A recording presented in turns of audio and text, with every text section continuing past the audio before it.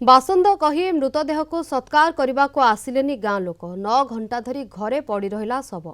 स्वेच्छासेवी संगठनर किछि सदस्य आसी उठाइले शव। गाँ श्मशान ने कले सत्कार। गोटे पटे हजि जाइथिबा मानविकता एवं अन्य पटे मनिषपणियार उदाहरण। गंजाम जिला जगन्नाथ प्रसाद थाना अंचल देखा मिली एपरी अभावन दृश्य। घरे पड़िथिबा शवटी हेउछि सेही गाँर बासिंदा गोविंद बारिकर। असुस्थता हेतु प्राय 56 वर्षरे तांकर मृत्यु होइतिला। हेले तांकर शव उठाइबाकू साही पड़ोशी किंबा गाँर केही भी आसिले नाही।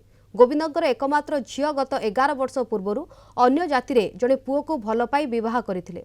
ता परठारु तांको परिवार को गाँरु बासंद करा जायथिबा परिवार लोके अभियोग करिसेंती। सेही कारणरु केही मध्य शव उठाइबाकू आसी नथिले।